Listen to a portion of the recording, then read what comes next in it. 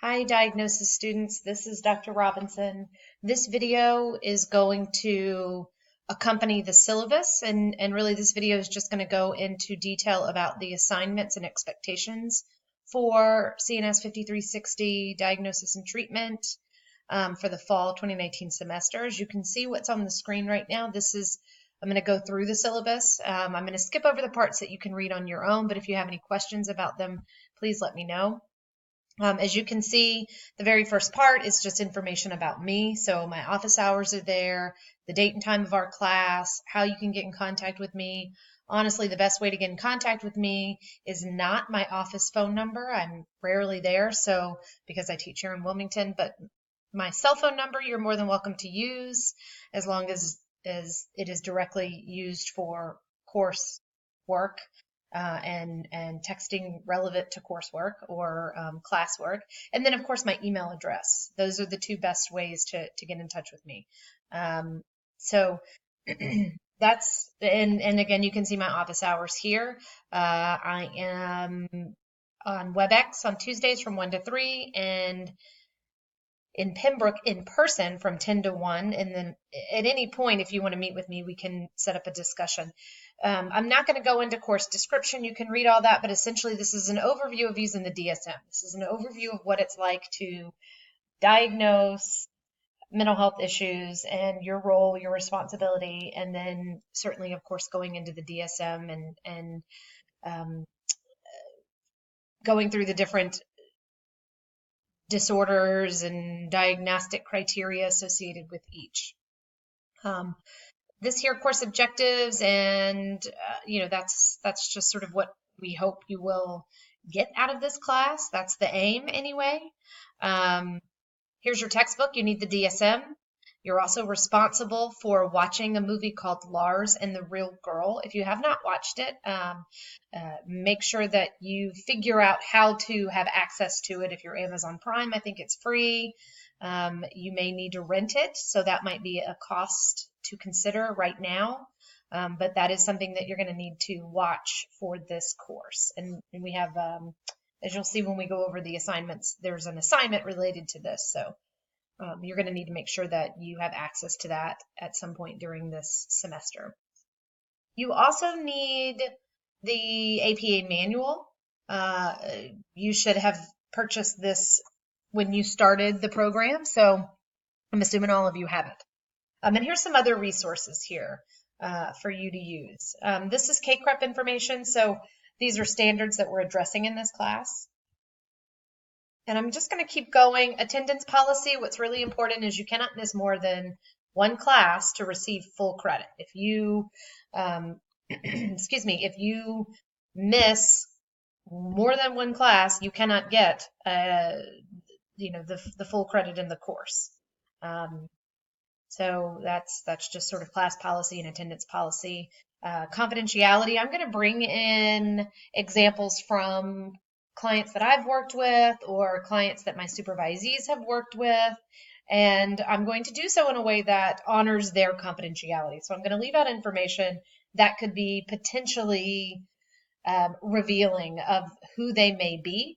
But even still, it's important that you all treat the information that we discuss and that is shared with you as you would treat the information your clients are going to share about you. So essentially, what we talk about in class doesn't really need to be shared outside of class. What I bring in, what your classmates bring in, needs to stay in that classroom environment, and we're bringing it in for training purposes only. So start, treating this type of information as you would the information that your clients are going to share with you. This is a given. Plagiarism, you should only be turning in your own work. You know that, I hope by now, you know that there's plagiarism software that we use, and I plan to do so. So only use your work. If you have any questions about this, please let me know.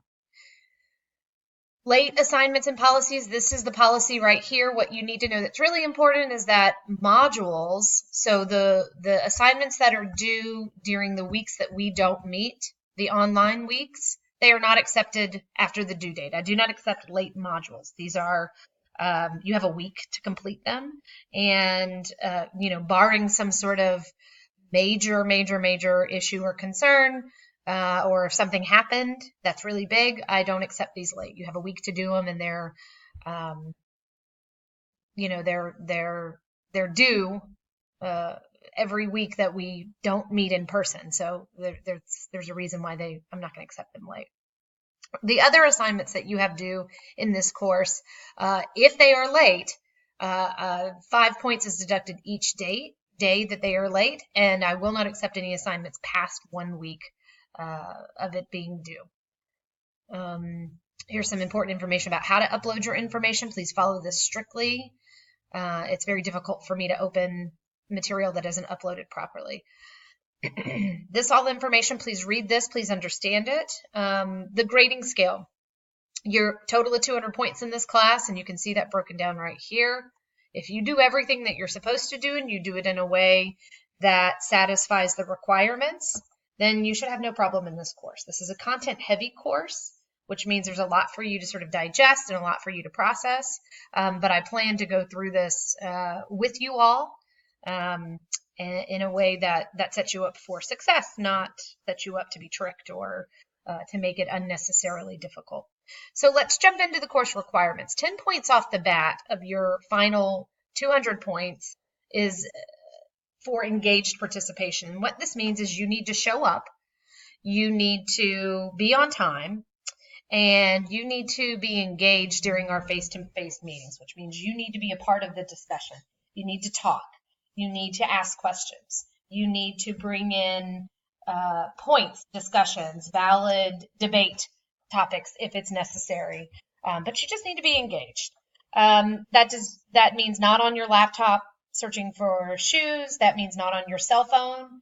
If I don't have an issue with you having your cell phone out in the event that there's an emergency, I'd like for you to be able to have access to your phone. But please don't be on your phone while we're in the middle of our lesson and our class time. Like I said, your modules are worth 55 points. They are worth 5 points apiece. And they will be uploaded on Sunday, or they will be open on Sunday of the online week, and they will close at 11:59 p.m. Saturday of the online week. So like I said, you have a week to complete it, and they will not be accepted late. That's a combination, modules are a combination of discussion posts, quizzes, or maybe some reflections. In this course, you're going to have 2 reflection papers that you have to submit. We are going to do some suicide and homicide assessments together in class as a group, and we are going to do mental status exams together in class as a group. And these are just going to be some, you're going to pair off with somebody and you're going to do these assessments. And then after that, you're going to go home and you're going to write a 1-page reflection on that experience. You'll do that for suicide and homicide, and you'll do that again for the mental status exam. This is pretty straightforward. This is a reflection. There's no referencing necessary. It's how did you feel? What did you like? What did you not like? What do you feel you need work on some more? How do you think your partner that you were practicing this with perceived you?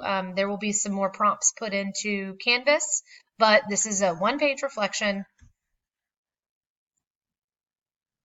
The next assignment is a diagnosis article presentation. This is worth 20 points. So each of you will individually present on a diagnosis of your choice. This is going to be an oral presentation that should be around 10 minutes in length. It should not exceed 10 minutes in length. And so what you're going to do is you're going to research an article that describes a specific approach for one of the diagnoses that we are going to be studying in this course. And so I give you an example here. You could present on the use of wilderness therapy for adolescents with addictive use disorders. The intervention is wilderness therapy, so that's the approach. The population is adolescents, and then the diagnosis is addictive use disorder. This is, in fact, an actual article, and it's pretty interesting if you want to go look it up. But so what you're going to do is you're going to find an article that describes a specific approach or treatment intervention for a specific diagnosis, and this usually applies to a specific population, and you're going to present on it. And you're going to stand up in front of the group, and I've got presentation days on the syllabus, but you're going to stand up in front of the group and just talk to us about what you read in the article. You're also going to give us a 1-page information sheet or handout that will go over some of the high points in your presentation. Those of you that had me for group, this is going to be similar to the group article handout that you guys did for the group class. So again, it's a one-page handout that accompanies your 10-minute presentation on an article that describes a treatment approach or specific intervention for a mental health diagnosis, and that's what you're going to present on. That's worth 20 points. You have a case vignette. You're going to create one short case vignette for a DSM diagnosis. So you're going to choose a different diagnosis than the one that you did for the article, the one that you focused on for the article. And so what you're going to do is you're going to go to the DSM. You're going to find a diagnosis. You're going to look at the criteria and all of the features and prevalence and this and that that's in the DSM, and you're going to create a case vignette. I'm going to give you plenty of examples of case vignettes so you know what they look like. But on the first page, it's going to be 2 pages.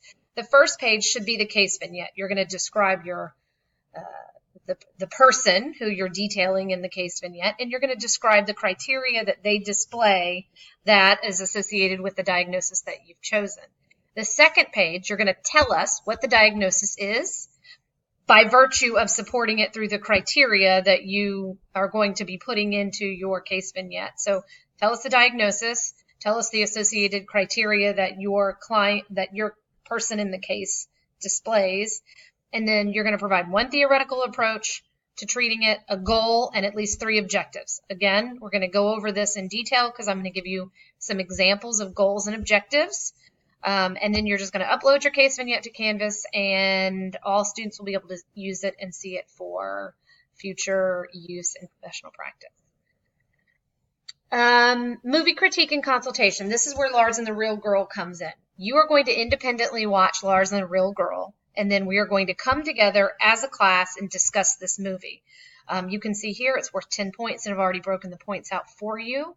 But essentially, if you were in, what did I do this in? Multicultural, we did this with Crash. And so we're going to do this with Lars and the Real Girl, except with Lars and the Real Girl, you need to bring a diagnosis and accompanying an associated criteria to the discussion. So you need to have a diagnosis in mind, and you need to be able to support that diagnosis with some very specific and clear examples that exemplify the criteria for that diagnosis. Again, you need to watch that on your own. So finally, your signature assignment is the case conceptualization. And we're going to use a very specific format for developing this case conceptualization. It's called I Can Start, and I'm going to give you tons of information on this. And we're going to do different parts of I Can Start throughout the course. So you're going to have tons of examples, tons of opportunity to practice this, and then you're going to finally put it together for your case conceptualization. As you can see here, it's worth 70 points. You're going to choose a fictitious character from literature, film, television, or stage, and write this case conceptualization on. So, for example, you could do Lars from Lars and the Real Girl. You actually can't because we're going to be doing that for the movie, but this is just an example. And then you're going to write a 8 to 10 page paper using the I Can Start format. Again, we're going to go over this in detail. And you need to follow APA formatting. You need at least 5 peer-reviewed references, including your book makes 6. And again, APA format. This says an example will be provided in Canvas. I'll give you one. It's not going to be the best example, but I can just kind of show you what it looks like. Here's the points breakdown here to 200 points. And then if you move on, here is the line by or week by week outline of what we're going to be doing. And I'm not going to go through this because this is self-explanatory, but you can see all the due dates are listed here. And what we're going to be doing each week. And then finals, it ends with your case conceptualization being due on December 3rd. That's the explanation of the syllabus. Here's my disclaimer. Syllabus is subject to change as needed. If that happens, changes will be given to you in writing. Oh, you can see here that presentations, the dates the presentations are. So like, for example, we start off with presentation 1 and 2. This is the article presentation. We start that off on September 10th. We'll go over this again when we meet for our first class, but essentially this is it.